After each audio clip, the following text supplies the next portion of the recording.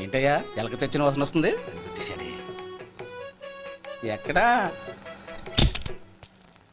ఇప్పుడే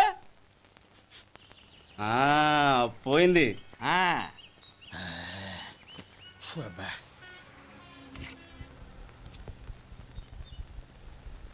ఏమయ్యా కాలు ఇలా ఊగుతూ ఉంటే టిఫిన్ ఎలా చేసేది? నా కాలు ఊగడానికి నువ్వు టిఫిన్ చేయడానికి ఏంటి సంబంధం? నేనంటుంది నీ కాలు గురించి కాదయ్యా, మరి ఈ కాలు గురించి. ఆ ముక్క ముందే చెప్పొచ్చుగా. ఉడతలో పిగేసిన తాటెంకలాగా బొచ్చు నువ్వును. ఒరే సొంటి, ఆడి కింద ఒత్తిట్టు. అలాగే.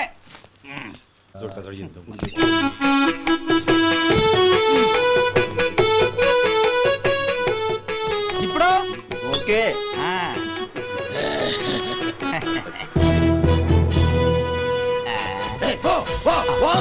ఎన్నిసార్లు చెప్పాలి నీకు? ఒకసారి ఏదో బుద్ధి లేదు. కడుపు గడ తిన్నావా గడి తిన్నావా? పోతలకి పో పో పో పో పో. అబ్బా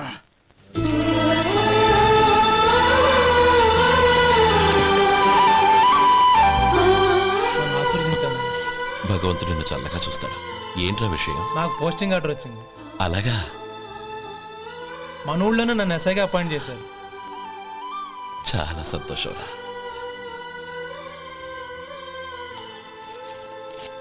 అన్నయ్య నాకు కాదురా, ముందు మీ ఆవిడికి పెట్టు.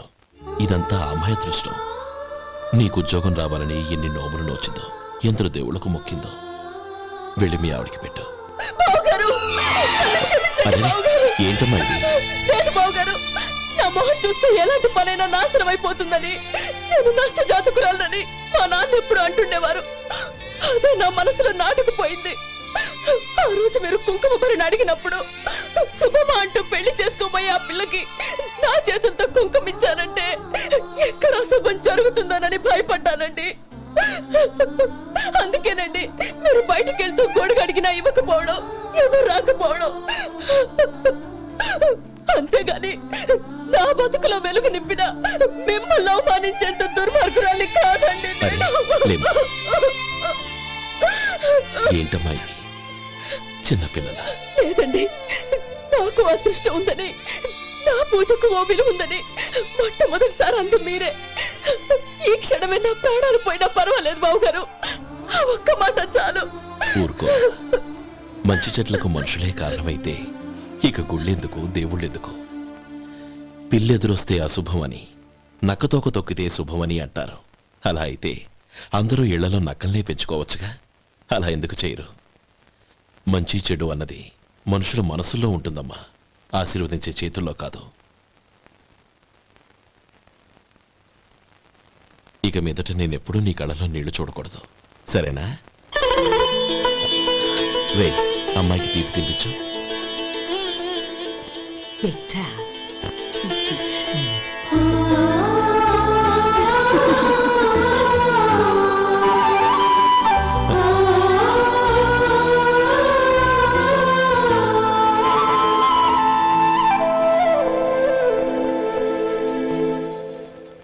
మధు, చిన్నప్పుడు నేను ఒక్కనే కష్టపడుతున్నానని, నాకు సాయంగా ఉండాలని చదువు అవ్వలేదన్న వంకతో చదువు మానేశావు. ఇప్పుడు నీ తమ్ముళ్ళిద్దరూ అభివృద్ధిలోకి వచ్చారు. మరుదులిద్దరికీ మంచి ఉద్యోగాలు వచ్చాయి. తన భర్త మాత్రం అలాగే ఉన్నాడని నీ భార్య బాధపడదు. చూడు మధు, చదువుకున్నోళ్లే వృద్ధిలోకి రావాలని ఏమీ లేదు. కృషి పట్టుదల ఉంటే ఎవరైనా ఏదైనా సాధించవచ్చు. నీకు తెలివితేటలున్నాయి. నువ్వు తలుచుకుంటే కానిదంటూ ఏదీ లేదు. పైగా నీకు సాయిగా మేమందరం ఉన్నాం. ఎవడ్రా వాడు? ఇన్నాళ్ళుగా వ్యాపారం చేస్తున్నాను, నిన్నగాక మొన్న వచ్చినోడు వాడు నాకు పోటీయా? వాణ్ణి పెరగనివ్వకూడదు. వాణ్ణి ఇక్కడికి రప్పించండి, నేను మాట్లాడతాను.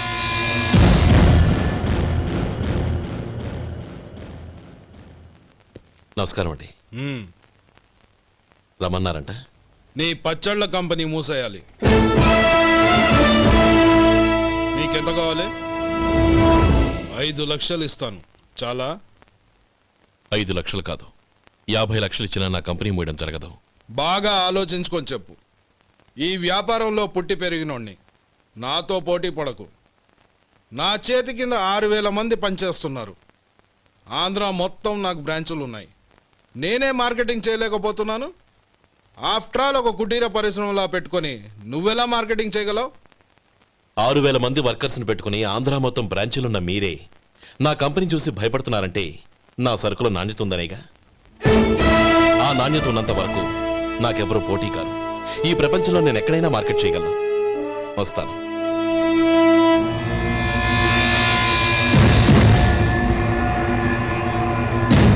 ఇక్కడ ఏం లేదండి. ఇక్కడ ఏం లేదండి. ఇప్పుడు ఊపిరి పీల్చి బిగ్బట్టు నెమ్మదిగా వదిలే. ఓకే, లే, నెమ్మదిగా ఇలా వచ్చి కూర్చో. ఏం లేదు, మామూలు కడుపు నొప్పే. ఈ టాబ్లెట్స్ 3 రోజులు వాడు. ఎలా వాడాలో ఇందులో రాశాను. Token number 29. ఏమన్నారయ్యా? టౌన్ డాక్టర్ భయపెట్టేశాడు, ఆపరేషన్ అది ఇదని. కానీ ఈ డాక్టర్ బాబు ఏమీ లేదని చెప్పాడు. అలాగా? ఈ బాబు 10 కాలాల పాటు చల్లగా ఉండాల.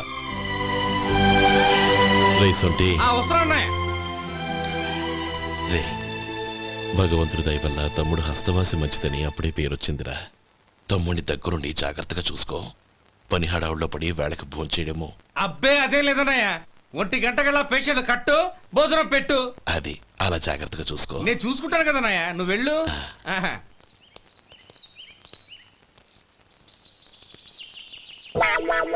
అయ్యో, ఏంటయ్యా ఉంటున్నాడా ఈ దెబ్బలు? ఏదైనా యాక్సిడెంటా? అదేం కాదండి, మరి గోరు కొరికినందుకు ఎలక్ట్రిక్ స్తంభానికి కట్టేసి ఇలా రక్తం వచ్చేలా కొట్టారండి. ఊరు కురికినందుకు ఎలక్ట్రిక్ స్తంభాన్ని కట్టేసి ఇంతలా కొడతారా?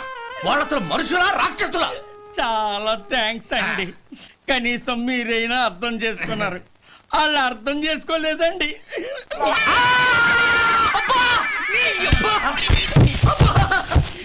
గోరు కొరకడం అంటే ఇదా? నిన్ను కొట్టడం కాదురా, నిలువురా నరికేయాలి. మన 2 ఊర్ల పొలిమేరలో ఉన్న ఈ మల్లికార్జున స్వామి వారి దేవాలయం జీర్ణదశలో ఉందన్న విషయం మీ అందరికీ తెలుసు. ఇన్నాళ్ళు మీ ఊరు వాళ్ళు పట్టించుకుంటారని మా ఊరి వాళ్ళు, మా ఊరి వాళ్ళు పట్టించుకుంటారని మీ ఊరి వాళ్ళు దీన్ని ఇలా వదిలేశారు. ఈ గుడి మీ ఊరికి ఎంత ముఖ్యమో మా ఊరికి అంతే ముఖ్యం. కాబట్టి మన ఇరు గ్రామ ప్రజలు కలిసి దాన్ని బాగు చేయించి కుంభాభిషేకం చేయించాలనే సదుద్దేశంతో ఒక కమిటీని ఏర్పాటు చేశాం.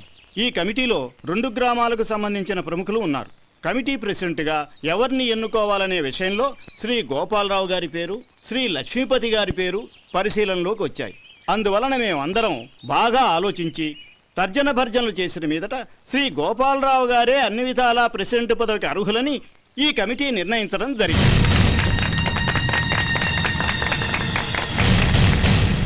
అంచేత ఈ ఉభయ గ్రామ ప్రజలు శ్రీ గోపాలరావు గారికి ఉదారంగా విరాళాలు అందజేసి ఈ శుభకార్యాన్ని జయప్రదం చేయవలసిందిగా కోరుతున్నాం.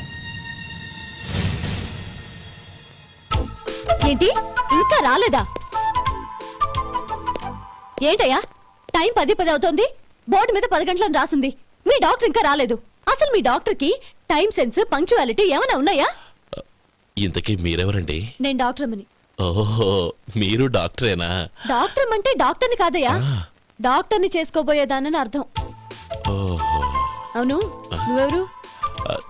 నేను ఇక్కడ టోకన్ ఇస్తూ ఉంటానులేండి. తప్పుకో, తప్పుకోవయ్యా. అవును, మీ డాక్టర్ కి ఎవరో అన్నయ్య ఉన్నాడంట కదా, ఎలాంటోడు? ఎలాంటోడంటే అదేనయ్యా, చాలా కోపిస్తని విన్నాను. ఎందుకని అడుగుతున్నారు? ఎందుకంటావేంటయ్యా? ఆ అన్నయ్య మాట వినగానే మీ డాక్టర్ గడగడా ఉణిగిపోతాడు. అసలు డాక్టర్ చదివే తమ్ముణ్ణి అలా భయపెట్టచ్చా? తప్పు కదా? తప్పేనండి. కాని కాని నాకు మీ డాక్టర్ కి పెళ్ళవని ఆ అన్నయ్య సంగతి అప్పుడు చెప్తాను. ఏం చేస్తానండి? ఏం చేస్తానా? సంవత్సరం తిరగకుండానే కవల పిల్లల్ని కని వాళ్ళ అన్నయ్య చేతిలో పెడతాను. వాళ్ళకి 5 సంవత్సరాలు వచ్చేసరికి ఆయన్ని బాగా మొట్టికెళ్ళేస్తారు. అలా నా కసి తీర్చుకుంటాను. ఈ డాక్టర్ ఎప్పుడు వస్తాడో ఏంటో. అది సర్లే కాని నువ్వు పని చేయి. మీ డాక్టర్ రాగానే నేను వచ్చి వెళ్ళానని చెప్పు. నేను అంటే ఓ, నా పేరు చెప్పలేదు కదా, నందిని. ఏం చెప్తావు? అదేనండి, నందిని గారు వచ్చి వెళ్ళారు అని చెప్తాను. గుడ్, పైకొస్తావు.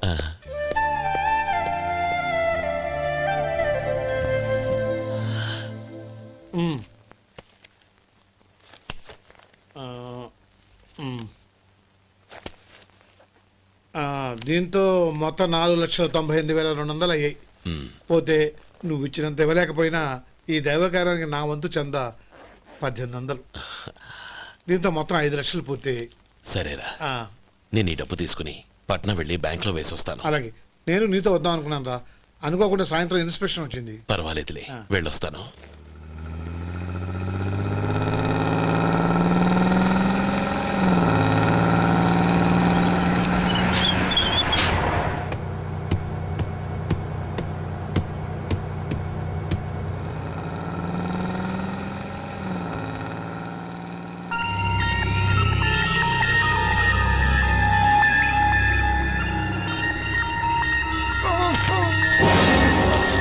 అయ్యో మూర్ఛ మూర్ఛ బసాపండి బసాపండి. ఇదిగోండి తాళం చేతులు గుర్తి, ఈ తాళాలు చేతిలో పెట్టండి. వీటి వల్ల ప్రయోజనం లేదు. నాలుగు ఖర్చుకోకుండా పళ్ళ మధ్య పెట్టడానికి గట్టిగా ఏదైనా ఉంటే ఇవ్వండి. ఇదిగో ఇది చూడండి.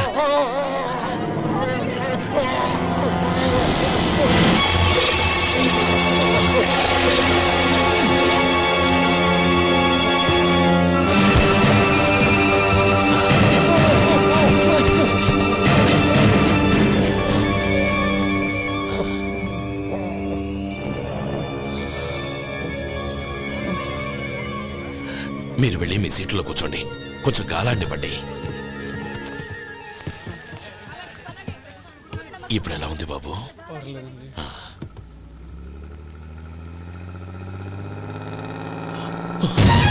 అయ్యో, నా బ్యాగ్ ఎవరైనా చూసారా? అందులో 5 లక్షలు ఉన్నాయి. నా బ్యాగ్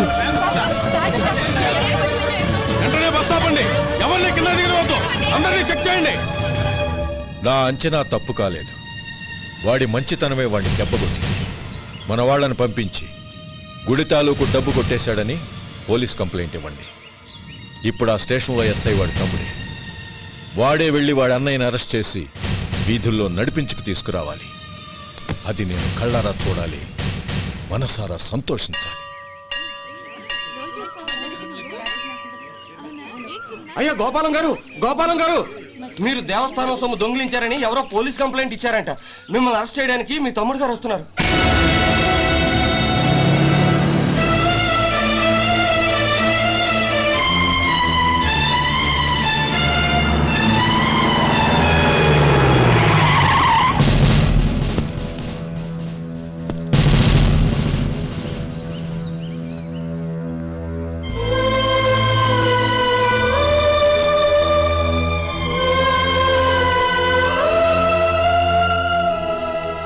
చూడు గోపి, ఎప్పుడు నువ్వు ఉద్యోగంలో చేరావో అప్పుడే తనా పరానే తేడా మర్చిపోవాలి.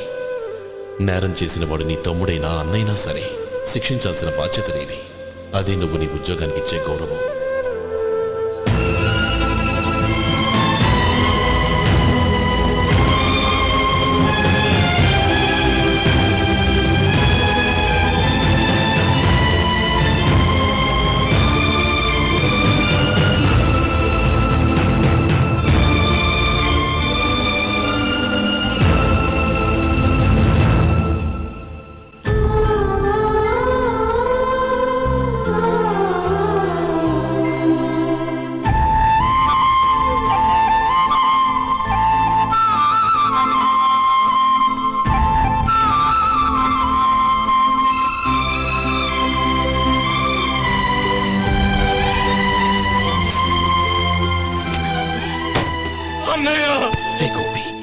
ఏమిట్రా ఇది? నన్ను క్షమించన్నయ్య, నేను కోరి ఉద్యోగుల చేరిన మాట నిజమే, కానీ ఇలాంటి పరిస్థితి ఎదురవుతుంది అనుకోలేదు. నా ఒంట్లో ప్రతి రక్త పట్టు నీ భిక్షనన్నయ్య. నిన్ను అవమానపరిచి ఉద్యోగం నిలబెట్టుకునే బదులు నా ప్రాణాలను వదులుకుంటారు, కానీ ఈ పని మాత్రం నేను చేయలేనన్నయ్య.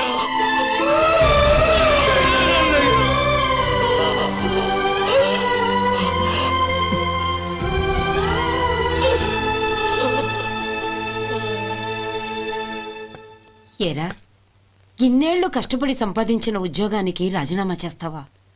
కనీసం నీ పెళ్ళాం ఏమనుకుంటుందోనని ఆలోచించావా? ఇందులో అనుకోవడానికి ఏముంది మామగారు?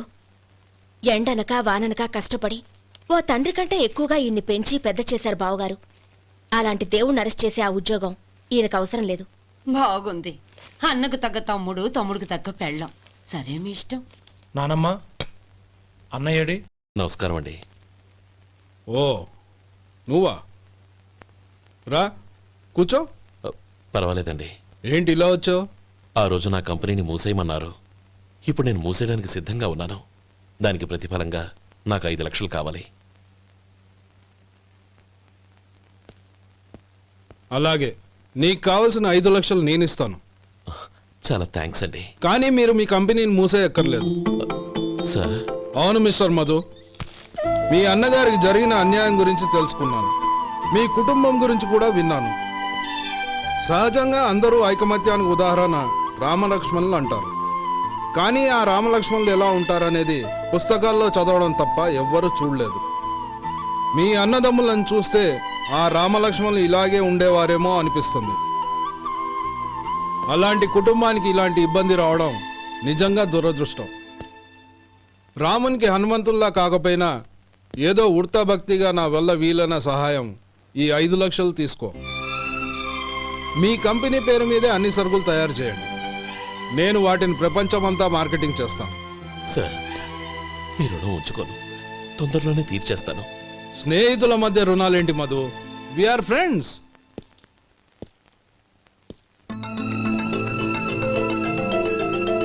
ఏంటే అక్కడ ఆగిపోయావు? రా. నువ్వు మీ అన్నయ్యని అరెస్ట్ చేయడానికి అట్టెళ్ళావు, ఆయన లొంగిపోవడానికి ఇటు వచ్చారు. అవును, యూనిఫామ్ చేత్తో పట్టుకొచ్చావేంటి? సార్, నేను రే, ఈ మాత్రం దానికే బెదిరిపోయి ఉద్యోగం వదులుకుంటావా? నువ్వు ఇలాంటివి ఎన్నో సమర్థవంతంగా ఎదుర్కోవాలి. నిన్ను నేను ఎస్పీగా చూడాలి. అది కాదన్నయ్య. ఇంకేం మాట్లాడకు. ఇన్స్పెక్టర్ గారు, నన్ను లాకప్లో పెట్టండి. ఆగండి సార్, ఆ డబ్బు ఎక్కడికి పోలేదు. నేనే తీసి జాగ్రత్త చేశాను. ఈ విషయం అన్నయ్యకి తెలియక బ్యాగులో డబ్బు కనబడకపోవడంతో అది పోయిందనుకున్నాడు. నేను పట్నం నుంచి వచ్చేసరికి జరిగిన గొడవంతా తెలిసిందే. రే మధు, జరిగిన దానికి నన్ను క్షమించనయ్యా. ఇంటికి వెళ్ళాక అన్ని వివరంగా చెప్తాను. సార్, ఇదిగోండి 5 లక్షలు. ఇది కమిటీ వాళ్ళకి అప్పగించి ఈ కేసు కొట్టేయండి సార్. భలే వాడివయ్యా, తీసినప్పుడు ఒక మాట ఆయనతో చెప్పుండొచ్చుగా. అనవసరంగా పెద్ద ఆయన స్టేషన్ వరకు రప్పించావు. Sorry sir. అన్నయ్య, మీరింటికి వెళ్ళండి. నేను లెక్క అప్ప చెప్పేసి వస్తానండి. అలాగే. ఎలా దెబ్బ కొట్టాలన్నా కుదరటం లేదు. అయినా వీళ్ళకు ఉన్న పళ్ళంగా 5 లక్షలు ఎలా వచ్చాయి? అదే బావా, నాకు అర్థం కావటం లేదు. నీకు అర్థమైతే ఆశ్చర్యపడాలి కానీ అర్థం కాకపోతే ఆశ్చర్యం ఏముంది? Useless fellow.